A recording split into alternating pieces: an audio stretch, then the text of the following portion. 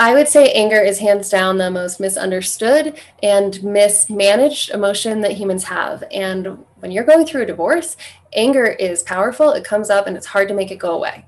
And today I want to just blow up all the things you think you know about anger, because we treat anger like it is this like scary monster. I have used before this metaphor of the tiger, right? We think of anger as this like tiger that is going to eat us. And if it eats us, it's definitely going to eat our family and our friends. It's going to destroy everything. So we fight it, right? We get the torch and we try to keep the tiger at bay with the flame. We stuff it down, we hide it, we put it in a cage. None of that really works, so does it? Like it always comes out, it simmers under the surface. It's exhausting to try to fight it. And it tends to come out if we've been stifling it or rejecting it when we don't need it to come out, right? It comes out at work, it comes out in court, it comes out in a conversation in front of our children.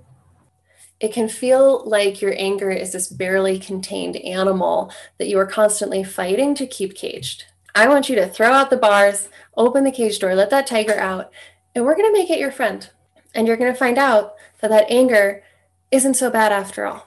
I'm Rachael Sloan. I help men survive divorce, move on, rebuild who they are, and build their confidence so they can go out into life confidently without the confusion, the fear, and the sadness. 7 out of 10 divorces are filed by women. And men are often kind of blindsided by this, and it is so natural that they feel anger. How can she be doing this? I thought she loved me. I thought things were working. I thought we had made a good life together. How can she do this? This isn't fair.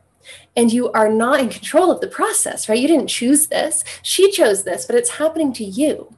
Of course, there's anger. In this video, I'm going to help you redefine your relationship with anger so that you can finally get a handle on it. So your anger is coming from a desire. It's coming from something that you need or something that you're afraid of, right? It's either fear or desire fueling your anger. It's either you want something you can't get, or you're afraid something is going to happen to you that you don't want to have happen to you.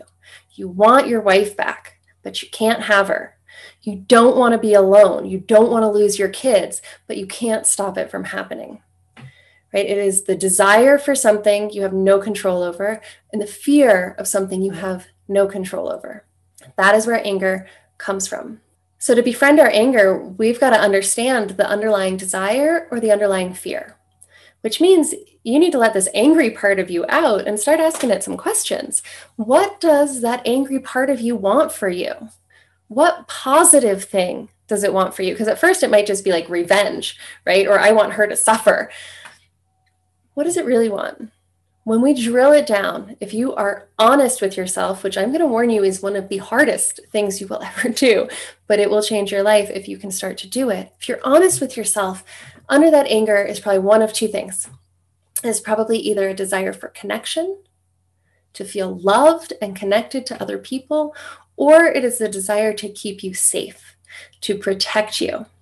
When it comes down to it, those are actually really the same thing. When you think about it, early humans, our ancestors, were so literally like dependent on each other for life and death.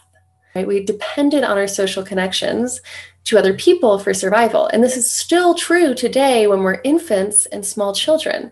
We are literally completely dependent on other humans to keep us alive. So those desires for safety and the desire for connection and love are really closely intertwined. And these are primal needs. These are primal desires and primal fears that are rooted really deeply in our brain. These desires and fears exist to keep us alive and have for thousands of years, hundreds of thousands of years, because that's what emotion does. We tend to think of emotions as these kind of vague, squirrely things that we don't really understand, and sometimes they come in and take over, and they often seem maladaptive. Emotions are there to drive you to take actions to save your life and keep you alive. That's what emotions are for. Emotions, when we feel something strongly, it makes us take action. Right? You know this about anger. Makes you say things, sometimes things you wish you didn't say, makes you do things, makes you hit things, right? Anger drives you to take action. That's actually a good thing from a survival and evolutionary perspective. Anger in the past would have driven our ancestors to take actions that would make it more likely for them to stay alive, to get the connection they need, to get the safety that they need. But that anger is probably not serving you quite so well in your modern life, especially if you've been keeping it down and it's coming out in inappropriate places and inappropriate ways. So the way to deal with your anger, it involves a couple of things. First, you have to identify, what is that underlying fear or desire for you? What is it rooted in? And can you get on board with that? Can you agree that that is something important and something that you want? And if you can, you've gone to the first step of making friends with your anger because you've found common ground. You found things that you and that angry part can agree on. That's awesome. Those are a common goal that we're going to work towards creating in your life. The other thing that you have to do if you're going to be friends with your anger is let it be who it is, which means you're going to have to feel that anger sometimes. I'm going to give you some tools for doing that safely. And before I do, I just want to explain that anger isn't as bad as you think it is. You probably don't really know what it's like to just be angry because you know what it's like to resist being angry, right? You know what it's like to wish you weren't angry and to fight anger and to be overtaken by anger when it grows so strong because you've been shoving it down, right? None of that is the true experience of what it is to be angry in the moment. This is true with all emotions. Most of the time we're scared of them because we think they're a lot worse than they are because our only experience has been fighting them. There's a coach that I used to work with, Kara Lowenthal, and she gives this beautiful description of resistance. She said, when you resist an emotion, it's like seeing a spider in the room, jumping up and screaming and jumping out the window of your second floor house, landing on the ground and breaking both your legs, and then blaming the spider for all of the physical pain and suffering that you're in. Every time you see a spider, you're like, oh my God, I'm going to have broken legs and be cut up by glass and bleeding. Like, no, it wasn't the spider that caused all of that pain and suffering.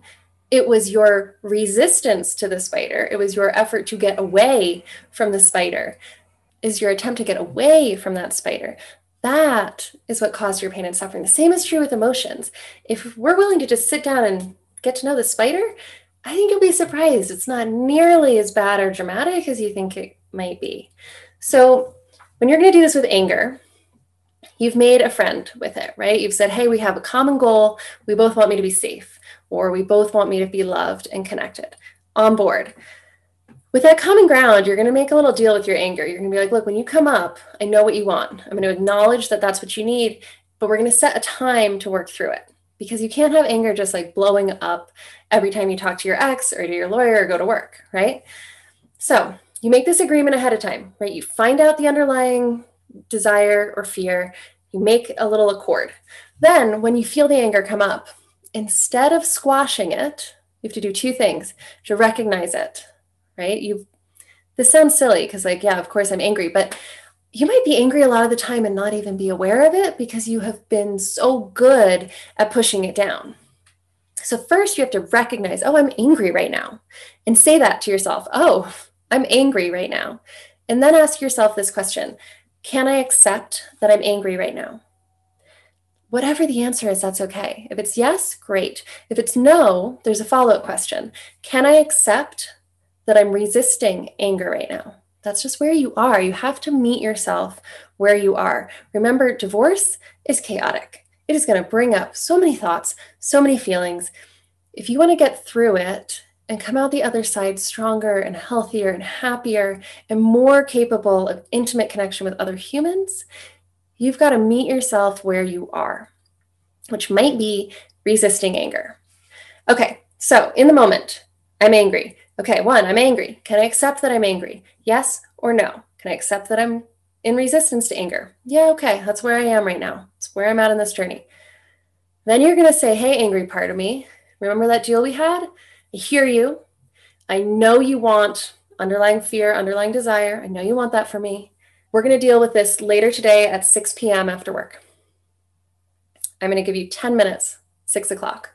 Set a time, a specific time in the near future.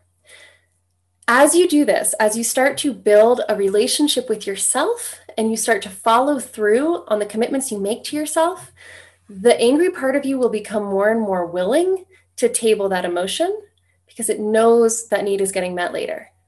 So you recognize it, you accept it or accept that you can't, and then you table it. Here's the key part of this, though. The key part is you have to come back now at 6 o'clock for 10 minutes and revisit that anger. And in those 10 minutes, what you're going to do is say, okay, I was really angry. How was that? How was I angry? Not why. Never why was I angry. How? How was I angry in my body? Where did I feel it? Get curious about that anger. Let yourself experience what it feels like to be angry. Bring your awareness to it. And then I want you to just take a moment and say this exact sentence to yourself. I am experiencing the physical sensations of anger right now. I am not my anger. I am a human having a physical experience of anger right now. That's it. It's the whole thing. This exercise is going to help you process that emotion by allowing it in your body, right? That's where we notice what it's doing. And it's going to help you get a little bit of distance from that anger by remembering that you're more than that. Yeah, you're having an experience of anger right now. It's physical sensations. Yep, that happens to us. We're human. It's not who you are. It doesn't define who you are. That'll help you get grounded in a sense of self. Okay, so I'm going to go through the whole system one more time just so you've got it really clear. First, you have to meet your anger, find out what the underlying fear or desire is, and make an agreement. Say, hey, sometimes we can work through this right in the moment, but sometimes I got to work, I got to be on a phone call, I got to show up in court. Like sometimes it's not appropriate. You're going to make a deal with your anger that sometimes it gets tabled, but you're going to commit to following up whenever you do that. Then in the moment when you feel angry, you're going to recognize and accept. Then you're going to table the anger to a specific time. And at that time, you without fail are going to go back and experience it. Notice how it feels in your body. And then take a moment to say, I am experiencing the physical sensations of anger. The most important critical aspect of this practice, if you really want to get a healthier relationship with your anger, is to follow up. Set a time and hold yourself to it. This is like building a relationship with any other human or even like with an animal. You have to follow through, right? When you're training a dog, you have to mean it every single time and follow through. Otherwise, the dog learns he doesn't have to listen to you. With a person, with a child, with a lover, you have to follow through on your promises or they don't trust you, right? It's the same with yourself. You have to follow through on what you promise to yourself, especially when it comes to dealing with intense emotions. And as you do that, you're going to start to not only get a handle on this anger and be much less afraid of it, you're going to feel a lot more calm, even in the face of your anger. You're going to have a level of peace, but you're also going to shift your whole relationship with yourself. Because you're going to start to realize like, hey, I am capable and I am trustworthy and I am good. And a lot of that self-doubt that happens in divorce that comes up for you is going to start to heal. I hope this tool is helpful for you. If you want to talk more about anger for you, we can take it a lot deeper and identify your triggers, habits of thought and emotion that go along with it, and help you start to release those and really clean up your relationship with anger and other painful or intense emotions that are coming up for you throughout this divorce. If you'd like my help with that, go ahead and click the link in the video description below. It will take you to my calendar where you can book a free strategy session. That's you and me, one-on-one. We'll talk everything through. If I think I can help and we're a good fit, I'll explain what that would look like. All right. In the meantime, hit subscribe, turn on notifications, and I will see you guys in a few days.